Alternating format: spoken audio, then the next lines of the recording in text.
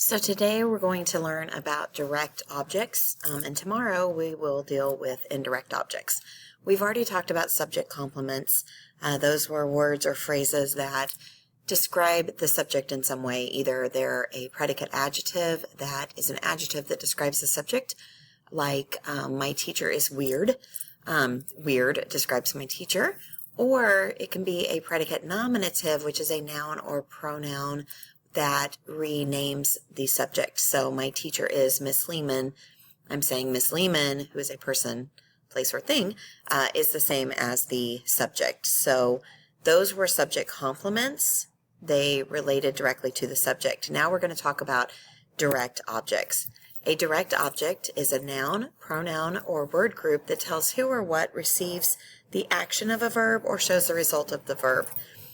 It often answers the question whom or what after a transitive verb. So it's the thing or the person that is receiving the action. The action is happening to that thing or person. Let's take a look at some examples. Number one there, germs cause illness. The subject is germs. Cause is the verb. Germs cause what? Germs cause illness. Illness is the direct object. Peter said Gesundheit. What is our subject? It's Peter. What is the verb? It's said. Peter said what? Gesundheit is the thing that is being said, so it is the direct object. It can also be a person, though, and answer the question whom. So if you look at the third one, our subject is Lucy. The verb is visited.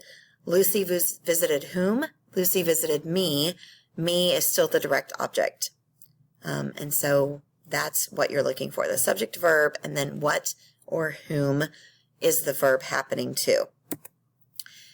They are generally not found in prepositional phrases. So I've been having you guys cross out prepositional phrases as we go. Doing so will keep you from picking the wrong thing as a direct object. So if we look at the second sentence, Josh was riding his bicycle. Our subject is Josh. Was riding is the verb. Josh was riding what? His bicycle. So bicycle is the direct object.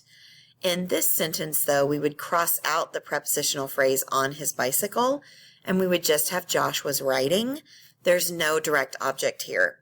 Now, many of you would say bicycle, but it doesn't say that he's riding his bicycle.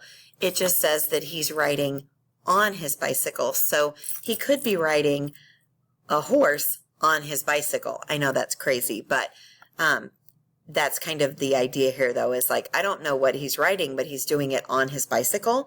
This phrase is not a direct object. It has to be a noun or a pronoun. So hopefully that kind of explains that a little bit. If you're unsure, be sure to ask me questions in class. I am more than happy to answer those for you. So let's take a look at how to diagram these sentences. We're going to look at these two sentences right here. Remember that I want you to cross out the prepositional phrases in your head first. And then you're going to just diagram the subject, verb, and direct object. So the first one, this article gives interesting facts about libraries. About libraries is a prepositional phrase, so we went ahead and crossed that out.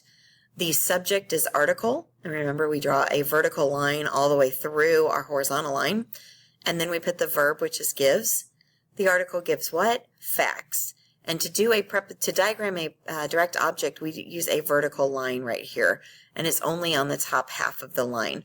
For subject complements, we did kind of a slanted line that tilted back toward the subject, but here it's just straight up and down. So in the second sentence, we had three prepositional phrases, so we crossed those out first. Of Alexandria, in Egypt, of ancient times. Get rid of those so we're not tempted to pick any words from there. And then what we're left with is city as our subject, had is the verb. The city had what? A library. And so city is the subject, had is the verb, library is the direct object. We just put a little vertical line right there, a little half line. And that's what you're going to be doing on the homework. You're going to, for every sentence, just pick out the subject, the verb, and the direct object. Ask me questions if you are unsure of anything when you see me in class. Good luck.